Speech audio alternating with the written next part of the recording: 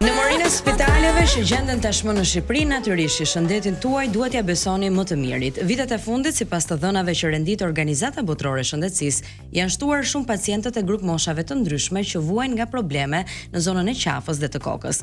Në Spitalin Katolik, Zoja e Këshillit Mirë ofrohen tashmë një sër diagnostikimesh dhe trajtimesh nga një staf tepër i kualifikuar me mjek shqiptar dhe italian. Çfarë trajtohet nga diagnostikim dhe trajtim kirurgjikal i tumoreve në zonën kokë dhe qafë, trajtimi i frakturave të kafkës dhe nofullës nga aksidentet, keqformimet e lindura ose të fituara, kirurgjia estetike, apnea e gjumit, trajtimi i problemeve të frymarrjes gjatë gjumit. Çdo hap i trajtimit është mbështetur nga teknologjia më e avancuar. Dhe pikërisht sot ne kemi në studio dy të ftuar, mjek të këtij spitali, doktor Ermal Pashaj, kirurg maksilofacial, mirëmëngjesi, mirë se keni ardhur. Dhe doktoresh Eni Pulla, mjeke ORL. Mirëmëngjesi, kënaqësi që ju kemi të dyve sot. Unë sigurova Eni është gjithashtu një kirurge, kështu që kemi dy me thika sot në program. Po, është kënaqësi që ju kemi, realisht, po le të marrim këto me radhë. Duam të njihemi pak edhe me specialitetin tuaj. Pra, punën që ju bëni, Eni dhe Ermal, çfarë është puna juaj si mjek? Ne të dy jemi kirurg, mjek të departamentit kokë-qafë. Unë jam mjeke otorinolaringologe, sikur se ju e thatë, merrem me problemet e veshit, të hundës, sinuseve, të gojës, doktori gjithashtu me problemet e qafës, sinusit, problemet e nofullave. Në spitalin ton, mendoj që gjëja më e mirë që kemi është bashkëpunimi midis këtyre fushave, sepse kirurgjia asnjëherë nuk bëhet vetëm, dhe sigurisht pjesa e zona e kokë-qafës është një zonë shumë delikate dhe do gjithmonë një bashkëpunim shumë të mirë mes mjekëve specialist. Tre nga mendoj që janë fushat që ne kemi ekspertizën më të lartë dhe ofrojmë shërbim më të mirë pacientët tanë. E para janë tumoret e kokës dhe qafës, duke përfshirë që nga tumoret e lëkurës, gjërat e vogla, ato plagët që nuk shërohen edhe që zgjasin përgjatë. Pastaj pjesa tjetër e tumoreve të sinuseve, kavitetit hundës, tumoreve të gojës, laringut, të rrënjës gjuhës e tjerë. Ndërkohë një nga fushat më të rëndësishme e departamentit kokë-qafë është keqformimet e lindura, pra keqformimet e nofullave, keqformimet e hundës, të qelzës, problemet e tjera të qafës ose të rrugëve të sipër me gjithmonë të frymarrjes. Dhe një nga shtyllat e rëndësishme që ne na ndihmon për t'i dhënë pacientit trajtim dur edhe në këto fushat e tjera që përmendëm përpara, është studimi i gjumit, pra apnea e gjumit. Po është një nga patologjitë më në të përhapura gjithashtu më eminente që po dalin dhe që nuk janë trajtuar deri më sot. Me çfarë lidhet konkretisht? Ka shumë pak njohuri në fakt, edhe në Shqipëri është shumë pak e njohur apnea e gjumit. Gjithë pacientët vinë dhe ankohen se kanë një gërhitje gjatë natës. Unë gjithmonë me bllokimi i frymarrjes natës. Një pauzë respiratore gjatë natës, gjatë gjumit pacientët psojnë një mbytje, për disa sekonda bëjnë një pauzë respiratore dhe pastaj zgjohen nga gjumi, pra bëjnë këto mikrozgjimet e vogla që i quajmë ne, në mënyrë që të mbushen me oksigjen, sepse truri normalisht jep një sinjal që oksigjeni po bie dhe duhet patjetër të Kam dëgjuar që është një ndjenjë shumë e keqe. Mua s'm ka ndodhur, por për ata që e kanë vuajtur apnen e gjumit, domethënë kjo ndjesia e mbytjes, e vdekjes praktikisht në gjumë është e rëndë. Praktikisht truri nuk furnizohet me oksigjen dhe nuk funksionon dot. Patjetër dhe pacienti zgjohet i trembur shumë shpesh. Apnea mund ndodhi si te pacientët pediatrik, pra te moshat pediatrike, sepse ne trajtojmë dhe fëmijët të rinj të vegjël, gjithashtu edhe te moshat mbi 40, mbi 50. Te fëmijët e vegjël, gjendja kryesisht lidhet me rritjen në madhësitë bajameve, pra nga infeksionet shprehura të shumta. Gjithashtu edhe prania e mishit huaj në hund. Është situatë që diagnostikohet me anë të një videolaringoskopie, që është vetëm një kamera që futet në hund dhe shikohen problemet. Dhe pastaj zgjidhja është zgjidhje mjekësore sigurisht ose zgjidhje kirurgjikale dhe fëmia nuk bën me episode. Pastaj te moshat e dyta dhe treta është pak më e komplikuar situata, se ndonjëherë nuk është vetëm një patologji, por janë disa gjëra të bashkuara bashkë. Pra vendosen situata. Një marrje peshe për shembull më e shpejt në kohë, për një vit pacienti mund të marrë 10-15 kg, fillon dhe bie tonusi i muskulaturës duke kaluar mosha. Vendosja e nofullave, pra pacient që kanë nofulla të vendosura më brenda në gojë gjatë momentit që shtrihen, gjuha bie mbrapa dhe këta pacient mbyten gjatë natës. Sigurisht edhe probleme tjera. Nëse lihen të patrajtuara, të gjitha mund të çojnë edhe drejt problemeve kardiake, Pra situata bëhet më serioze. Doktor, ty pyesim pak edhe ju, kirurg maksilofacial. Po. Çfarë është për të gjithë ata që na dëgjojnë dhe na shohin? Të kuptojmë pak më shumë. Për realitetin është një situatë e cila është pak a shumë e mbivendosur me të dy specialitetet orë maksilofacial. Janë specialitete, si më thënë, njëri ka dalë nga brinja tjetër. Dhe janë realitetet cilat ndërveprojnë, dhe kjo është një element kyç në trajtimin e shumë nga patologjive, sepse ka superpozime të kuadrën. Normalisht, kirurgjia maksilofaciale është një kirurgji që ka lindur si rrëdhoj në stadiet e luftrave, si një ekzigjencë e madhe për traumat që ekzistojnë. Pra dëmtimet, thyrjet, përfytyrimet e fytyrës. Por njëkohësisht nuk ngelim pa trajtuar dhe kuadri i patologjive onkologjike, tumoret. Shpeshherë duke folur me miqjet dashamirë thonë po pse ka edhe tumor të gjuhës ose të fytit ose nuk e di. Po ka, sepse janë zona shumë të ekspozuara ndaj substancave shumë duhanit, alkoolit, gjithë alergenëve që ekzistojnë. Kemi potencialisht, sidomos në vendet në zhvillim, një mos kontroll të rregullt dhe natyrisht njerëzit janë shumë herë më të ekspozuar. Sigurisht cilësia e jetesës duhet rritet bashkë me emancipimin e njerëzve. Dhe tilla lloj situatash i ekspozojnë ne sapo kemi mbyllur muajin e prevencionit kancerit kokëqafë. Dhe për hir të vërtetës kemi parë situata jo fort të lehta. Cilat janë tumoret më të shpeshta që trajtonin? 90% e tumoreve të regionit kokë-qafë, pra çfarë përfshin mbi kraharorin, pa përfshirë trurin, janë tumore që derivojnë kryesisht nga qelizat epiteliale, nga qelizat veshëse. Janë qeliza që kanë një detyrë mbrojtëse. Mirë po, duke u ripërtërir vazhdimisht, kërkojnë cilësinë e ushqimit, një gjendje të rregullt, pra stil jetese të shëndetshëm, aktiviteti fizik, e gjithë këto që mos biem në për klishet e thënieve. Por kemi filluar të shohim situata realisht të vështira. Është ulur mosha e shfaqjes së kancerit. Mosha më e re, cila është? 23 vjeç. Shumë të rinj. Jashtëzakonisht të rinj dhe nuk kuptojmë arsyet pse. Po tani nuk kam një faktor genetik apo nuk e di. Aty sigurisht që do në edhe faktor genetik. Po nuk dua tani të bëj edhe të hedh, domethënë lajme formë shashka, po ka edhe jemi duke bërë studime se ne ekzistojmë si qendër universitare spitalore. Jemi duke bërë disa studime tek cilat kemi parë që pacientë caktuar kanë edhe shprehje të caktuara të lloje kontekste virusesh që janë të fjetura në organizëm. Dhe për një arsye apo për një tjetër rizgjohen.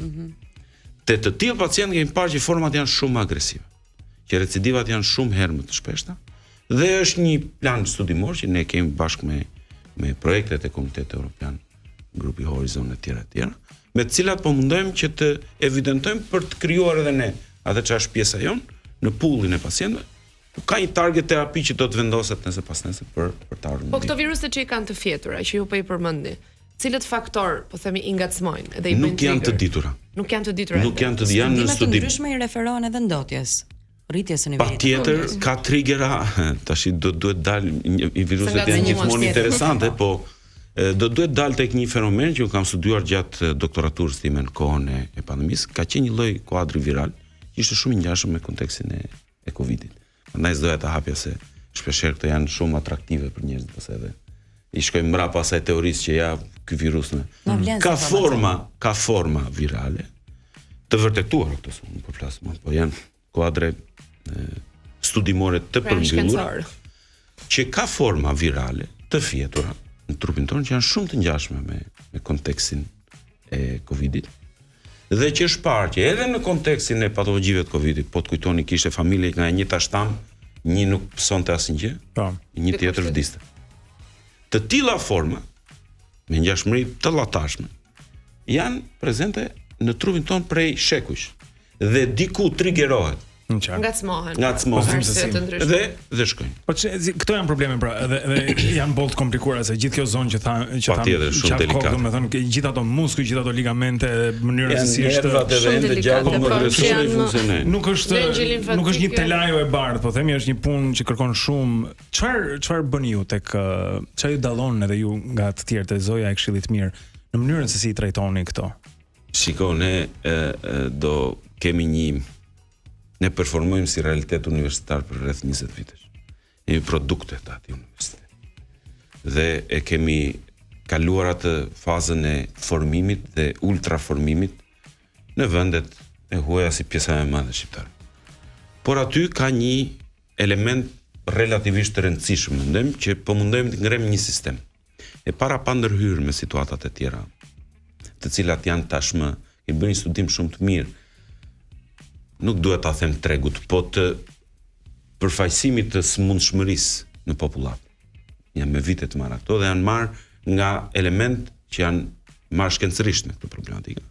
Dhe në predispozitat kemi vendosur strategjikisht për të zhvilluar fusha të caktuara. Ndërto edhe kokqafë. Sepse është një kirurgji, është një mekanizëm relativisht skajor i mjekësisë përgjithshme dhe trajtimi këtyre patologjive ka mungesa për hir të vërtetës. Dhe e keqja më e madhe është që këto trajtime të këtyre situatave trajtohen kryesisht diku shumë mirë, diku, por trajtohen nga specialist unik. Nuk ka grupe. Pra nga një person të dedikuar. Nga një ultra specialist. Sigurisht, një ultra specialist, përmend doktoreshën Erin Pulla, është e ultra specializuar në trajtimin e patologjive. Po nuk punon vetëm Eni, po thua. Po tek ne nuk punon vetëm. Por vetë se nuk punon vetëm, ka edhe një bashkëpunim jashtëzakonisht kompakt me grupet e interesit. Kush janë grupet e interesit? Grupet e interesit janë në fushën onkologjike, është onkologu, radioterapeut, radiologu, kirurgu vaskular, kirurgët e fushës. Pra është një punë detajuar në grup, nga të gjithë profesionistë. Komunikimi mes nesh është në rendin ditor jashtëzakonisht eficient. Për më tepër, fondacioni që ka ngritur universitetin dhe spitalin, ka bërë një investim.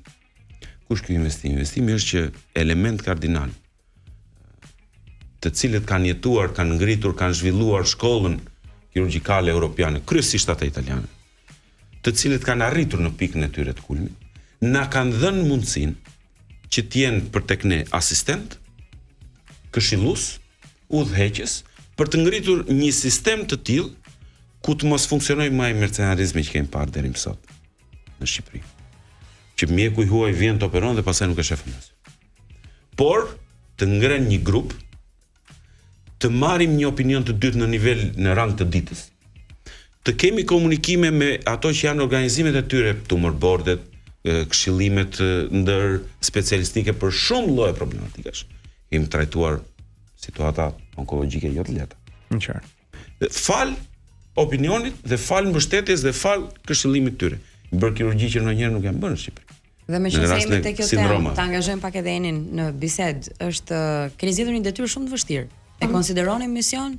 Është mision, është çdo ditë mision, por është diçka që mendoj që ne e bëjmë me dëshirë dhe me qef. Pra çdo mjek po të pyesësh, do të thotë që gjithmonë është punë e bërë me dëshirë. Sigurisht që ka lodhje. Ju frymëzon juve nga puna juaj për diçka. Ajo çka më frymëzon është gjithmonë falënderimi i pacientit. Pra nëse pacienti është i kënaqur, është i shëruar, për mua nuk ka gjë më të bukur se sa të shoh një gjendje të përmirësuar që vjen fal punës tonë dhe fal nesh. Doktoresha, po meqense përmendëm po themi operacione, raste goxha të vështira. Mund të ndani disa me ne, cilat kanë qenë disa nga rastet ndoshta më të vështira ose më specifike që ju keni hasur dhe keni patur në spitalin? Mendoj që rasti më specifik, më i vështirë, po dhe më i bukur dhe më i veçantë që kemi bërë sidomos muajt e fundit, ka qenë sindroma Crusoe, pra një lloj deformimi gjenetik shumë i rrallë që nuk ndodh shpesh që ta shohësh. Kemi dhe me imazhe ndërkohë. Po, kemi edhe një imazh në të cilin është bërë një lloj kirurgjie për të zhvendosur komplet pjesën e fytyrës përpara dhe për t'i dhënë një pamje sigurisht nga ana funksionale shumë më të mirë për sa i përket rrugëve të frymarrjes edhe të tjerave, por sigurisht edhe një pamje estetike më të bukur. Ka qenë ndërhyrje shumë e gjatë, shumë e vështirë. Ka qenë një ndjekje postoperatore sigurisht. Ky është rasti. Ky është rasti. Ndryshime duket, besoj është. Për mua ka qenë një nga rastet më të rëndë që kam parë. Praktikisht këtyre u kockëzoi, u mbaron rritja në bazat e kafkës, e kockave që janë qendra të rritjes, frenohen për 1 milion arsye. Për kontekste gjenetike. Dhe këta nuk zhvillojnë as pjesën e hundës, as pjesën e orbitave të syve. Po. Dhe as pjesën e novullës sipër nuk e zhvillojnë në sensin anterior ashtu siç duhet ndodhë. Pra nuk ka një fizionomi fytyre siç duhet, pra. Po përveç se janë në kontekstin, si më thënë, e paraqitjes, ka një koncept patologjik shumë të rëndësishëm aty brenda. Ta mbyten. Pra kanë problematika të tjera. Më kujtohet nëna e këtij rasti të këtij djali, që qante. Sepse thoshte po më mbytet dhe nuk, domethënë ajo rrinte të natët. E ruante në momentin që ndalonte të frymare për ta zgjuar. Dhe ishte një sukses. Po fal në fakt edhe këtyre që po thoja, këtyre bashkëpunimeve. Ne kemi në nivelin e udhëheqjes shkencore edhe teorike dhe praktike, një nga profesorët më të mëdhenj që ka pas italian në trajtimin e këtyre. Tash nuk po përmend spitale, po këtë do ta përmend se është spitali i Papës. Ne funksionojmë bashkëpunim që kemi me spitalin universitar të Regatës, po ashtu edhe me Katolikën. Dhe këto elemente në qendra të mëdha europiane nuk funksionojnë të gjithë që të bëjnë të njëjtën gjë, janë të ultra specializuar. Dhe ne sot kemi udhëheqës shkencor dhe këshillues, një nga njerëzit që ka qenë eminencë për 30 vjet në këtë spital. Po që është realitet ku funksionon me 6 milion banor. Në qartë. Jo në situatat tona dhe ne nuk kemi mënyrë tjetër, mendoj unë, përveç se të mbështetemi në eksperiencën e tyre dhe të udhëhiqemi në ato çfarë duhet ne. Të doja të kthehesha pak tek pjesa e misionit. Ka një gjë shumë tjetër të rëndësishme. Ky performimi për 20 vjetësh si universitet, më shumë pak si spital, po që ambulanca jon ka qenë prezente prej shumë vitesh. Shumë vitesh. Ka pas një event që na ka bërë përshtypje të gjithë. Elementët më të mirë që dilnin nga universiteti, gjithmonë iknin jashtë. Sepse bëheshe më atraktive. Na i merrte Europa, sepse ky është universitet që jep një diplomë europiane. E normalisht ai kanë shumë të thjeshtë për të çarë jashtë. Dhe fatkeqësisht, ne ta kemi qenë dhe ne. Që kemi ikur. Me mendje se atje. Po jemi rikthyer sepse unë mendoj që misioni është pikërisht ky. E para të gjithë ata që ikin lën familjar mbrapa. Nënën, babën. Janë njerëz që në një moshë caktuar do smuren. Dhe pastaj nuk i del njëri zot vendit tënd po si dole vetë shtëpisë tënde. Dhe për të tilla lloj situatash, misioni është edhe një tjetër. Misioni i tretë është përçimi i kësaj. Do vi dita që do smuremi ne. Shqiptarët kanë. Duke qenë se Zoja Këshillit të Mirë është spital universitar, ka interes nga të rinjt për këto deg? Kemi filluar të kuptojmë, kemi kuptuar, po kemi filluar ta praktikojmë gjithmonë më shumë një element tjetër. Studentët me siguri do janë në njëri do na ndjeki dhe un kam të përditshme këtë lloj politike në këto zemra. Po që mendoj që është absolutisht e dur. Kanë tendencën të ikin ndonjëherë për të frymën që është krijuar, se ne ngatrojmë edhe situatat politike me situatat. Shiko, natyrisht edhe kurreshja është një element. Kurreshja dëshira për të në fushën tonë ne kemi menduar që i kemi disa linja bashkëpunimi me qendra shumë të mira europiane. Dhe sidomos për këta tanë, kemi menduar që të krijojmë linja ku ata të ultra specializohen. Pra rrugët i mbajmë të hapura, por ata të rrinë këtu. Ndryshimi fillon nga universiteti, fillon nga shkolla.